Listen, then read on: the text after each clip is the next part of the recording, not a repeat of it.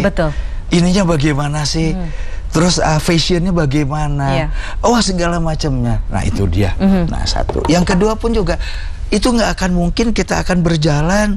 Itu adalah kayak semuanya instan. Semua pasti harus ada proses. Betul. Proses semuanya. Nah, sanggupkah pemuda Indonesia untuk melakukan hal itu? Tadi Bapak juga satu hal yang very interesting tadi Bapak bilang adalah hit and run. Karena terkadang kita lihat masyarakat Indonesia seperti itu, Pak. Sesuatu yang lagi populer sekali, hit banget. Hit banget. Tiba-tiba 3 bulan 6 bulan selesai. Selesai sudah.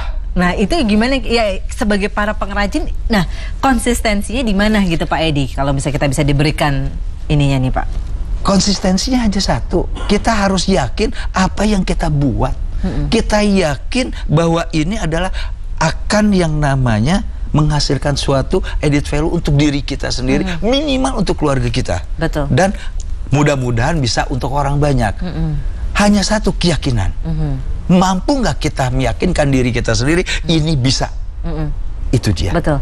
Karena juga agen masyarakat fluktuatif ya Pak ya. Ya. Kadang kayaknya banyak banget orderan. Tiba-tiba bulan depan kok kayaknya nggak ada orderan gitu Pak. Betul. Nah, justru inilah otak kita. Kita punya hati, kita punya logika, kita punya ilmu banyak. Yang penting di sini hanya satu yang saya katakan lagi adalah berani nggak kita jujur pada diri kita sendiri. Berani nggak kita jujur kepada orang banyak. Iya. Itu dia, bahwa kalau produk kita jelek adalah sebut ini adalah jelek. Tapi bagaimana kita mau belajar. Nah, kalau masalah mutu nih Pak Edi, berarti mutu dari produk tersebut ya Pak ya? Betul. Nah, ini gimana nih Pak maksudnya Pak, kalau bisa dijabarkan sedikit Pak? Tentang produk, kan di Indonesia sendiri sekarang sekolah-sekolah udah banyak tuh yang namanya desain produk, desain segala macam. Tapi tetap ujung-ujungnya itu adalah yang menentukan siapa? Pasar kan? Nah, kita mau nggak para pengrajin semua mempelajari tingkah laku, pola permintaan pasar itu sendiri. Suatu contoh, trennya Eropa sekarang pasar Eropa tuh untuk handicraft tuh apa sih? Dunianya harus bagaimana sih? Nah, itu kita harus belajar. Belajar banyak semuanya. Dan jangan lupa pun juga itu permasalahan apa? Mutu. Balik lagi mutu tersebut. Seperti kayak contoh Mbak mau beli produk saya, kan pasti ngelihatnya bagus dulu kan. Setelah bagus apa? Bisa tahan lama atau? Nah, bisa tahan lama. Apalagi ini adalah limbah. Betul. Wah, jangan-jangan 1 bulan 2 bulan buahnya rusak. Betul, iya. Iya kan? Iya. Nah, itu kita harus. Karena ini bukan membawa nama kita saja ya Pak, pasti udah membawa nama negara juga kan ya Pak ya, produk Indonesia juga. Gitu. Betul. Nah, masalahnya di situ. Nah, ini berarti Pak Edi dan bersama rekan-rekan juga di yayasan itu yang ingin dikembangkan dan ingin di-share mungkin ya Pak ya? Setuju, betul. Nah, Pak Edi sendiri juga sudah keliling Indonesia. Bisa diceritakan Pak sudah kemana saja? Karena Pak Edi di sini selain juga sebagai salah satu pengrajin bonggol jagung, tapi juga memberikan seperti workshop ke daerah-daerah hampir seluruh Indonesia. Kemana aja nih Pak yang banyak bonggol jagungnya nih Pak Edi? Yang pertama-tama jelas di wilayah Kota Bogor sendiri. Udah beres itu. Alhamdulillah saya dipercaya pertama kali itu oleh, terima kasih banyak Pak Asmidi, yaitu Kepala Disperindak Kutai Kertanegara. Oh wow. Yang mempercayakan saya untuk membina dan melatih daripada pemuda-pemuda daripada di Kutai Kertanegara yang di bawah naungan yang namanya Kukar Kreatif. Alhamdulillah mereka tambah maju. Limbah-limbah mereka juga unlimited. Terus setelah dari itu di Kutai Kertanegara sampai kepada Aceh, Aceh Selatan, dan terakhir itu saya kemarin itu adalah di Saumlaki, pulau terluar di Indonesia.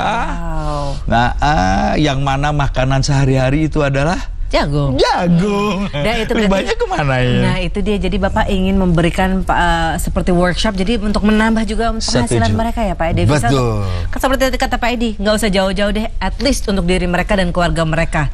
Bagus-bagus bisa sampai ke daerah mereka. Gitu ya Pak ya. Betul. Nah Pak Edi, saya yakin sekarang ini semua yang menonton Pak Edi, walaupun memang waktu kita juga sangat terbatas, harusnya 1 jam nih kita ya Pak, nggak bisa setengah jam. Tapi mungkin memberikan sedikit tips dan juga untuk sekarang ini para pemirsa yang akan memulai produk-produk dari limbah itu apa ya, selain konsistensi, mutu, apalagi nih Pak yang bisa diingatkan kepada mereka semua nih Pak? Satu, janganlah melihat sesuatu itu adalah semut di ujung lautan kelihatan, gajah di depan mata tidak kelihatan. Artinya apa? Gajah dahulu yuk kita pindahkan. Artinya apa? Yang di depan mata dulu kita kelola dengan baik dan benar. Dengan suatu konsistensi, kontinuitas, dan semuanya kita jujur berani. Dan yang paling penting lagi adalah kita mau belajar terus ya Pak ya. Belajar terus. Nah, Bapak ini Pak Edi Juandi yang katanya umurnya sudah hampir mau kepala nama kelihatan loh Pak, yang selalu tetap belajar dan tentunya ingin mempunyai negara Indonesia yang cukup maju ya Pak ya. Setuju. Jangan sampai semua yang kita dapatkan di Indonesia ini akhirnya diambil sama orang lain Pak. Negara-negara tetangga semuanya udah pada ngeliatin kita nih. Betul. Tinggal diambil aja nih Pak Edi Juandi ke negara lain. Betul. Dan jangan kira lagi untuk dunia handicap kita sebentar lagi kita kalah loh. Iya. Sama yang namanya Vietnam loh. Iya. Sama yang namanya Thailand, Filipina semuanya. Myanmar juga udah mau naik daun. Myanmar udah mulai naik daun loh. Iya. Nah, sakingan kita limbah organik kita banyak ini, unlimited Mbak. Betul. Mau kemana? Betul.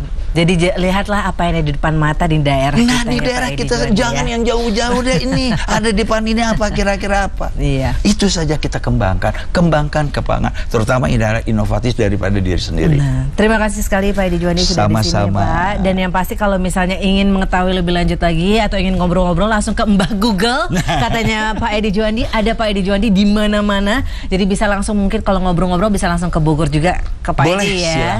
Silakan. Mau pelatihan, mau kita diskusi apapun silahkan, pintu terbuka. Terima kasih sekali Pak Edi. Iya, dan yang pasti hari ini kami mendapatkan inspirasi yang sangat luar biasa sekali, dimana bagi kita untuk memajukan negara kita nggak usah jauh-jauh, nggak usah negara dulu, tapi diri kita, keluarga kita, daerah kita, masyarakat dimana kita tinggal, dan Indonesia sebenarnya hanya bisa dilihat dari apa sih di sekeliling kita yang bisa kita perbuat dengan kreativitas kita. Nah, untuk Anda sendiri bisa memberikan saran dan kritik tentunya di Buatan Indonesia, di Buatan Indonesia TVRI@gmail.com, atau bisa lewat Twitter di Buatan Indonesia TVRI. Semoga hari ini bersama Bapak Edi Juandi kita dapat semakin semangat lagi untuk mendapatkan hasil yang luar biasa, kreativitas, dan membanggakan nama bangsa Indonesia. Amin. Amin ya Pak Edi. Jangan kemana-mana, yang pasti kita akan ketemu lagi di Buatan Indonesia esok hari dari jam 13 sampai 13.30 hanya di waktu Indonesia Barat, hanya di Buatan Indonesia, saluran pemersatu bangsa TVRI. Selamat siang.